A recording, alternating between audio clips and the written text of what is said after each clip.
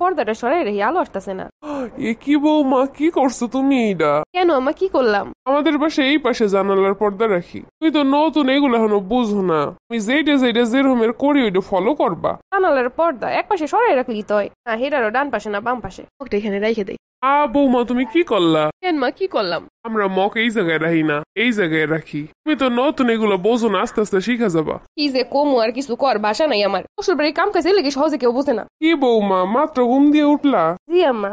এখন বাজে সকাল 5টা। আমাগো বাড়ির বউরা কিন্তু 4:45 ঘুম দিয়ে ওঠে। তুমি তো নতুন, এগুলো শিক্ষা নিবা, ঠিক আছে? আচ্ছা আম্মা, কালকে থেকে উঠুম। রাগ যা হইতাছে, 5টায় উঠলাম এটা হইব না, 4:45 উঠুন লাগবো। বাপের বাড়িতে সারা দুনিয়া সবকিছু শিখাইলো, শ্বশুর বাড়িতে অশিক্ষিত প্রমাণ করবই। এই শুনছো, একটু এদিকে আসো। এ কি বৌমা, তুমি কি বইলে ডাকলা? আম্মা, আপনার ছেলের ডাক দিলাম।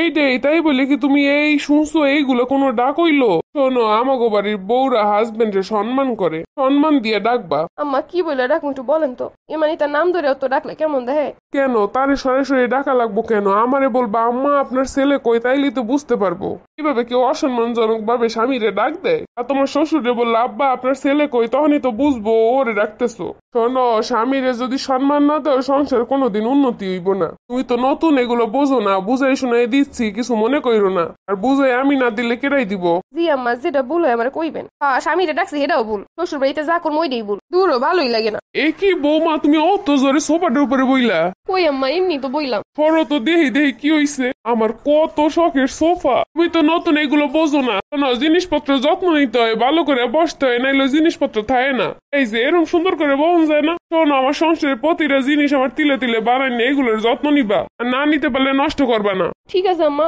ওই যে আইলাম, খাইতে পারি না, বসতে পারি না। আল্লাহ, কি করলো বৌমা? আম্মা, হাত ফসকে একটা পিরিচ পইরা গেছে। আল্লাহ রে, ভাইঙ্গা লাইছে। কি কাম কাজ করো, কোনো খেয়াল টেয়াল নাই। সংসার এরকম ভাইঙ্গে চুরে লাইলে সংসার করবা কেমনে? প্লেট গ্লাস ধরো, সুন্দর করে ধরতে পারো না? আমরা ধরি, আমা ঘর দিয়ে তো পরে না। কাম করতে ভালো না লাগলে রুমে গিয়ে শুয়ে থাকবা, এরকম ভাঙ্গো জোরো কি লিগা? আম্মা, আমি ইচ্ছা করে ফালাই না, হাত ফসকে পইরা গেছে। এই তো পিরিচ ভাঙা শুরু হইছে, আরো যে কত কি ভাঙবে। তিলে তিলে গড়া জিনিসপত্র না, আমার কষ্টের জিনিস এরকম ভাঙতে দিতে পারুম না। আমার তো আমি সুখে জুড়ে রাখবো, আর তোমাকে তা তোমরা কিনে ভাঙ্গে চুরে যা করো করো। আমার হইব না এমন।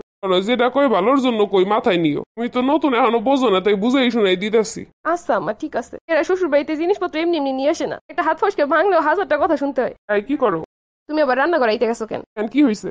না, আবার তোমাকে বাড়িতে তো সবকিছু নতুন নতুন রুলস। শোনো, আম্মা কিন্তু অনেক পরিপাটি একটা মানুষ, সব সংসারটা ফুল দেখতেছো না, সবকিছু আম্মা গুছাই রাখছে।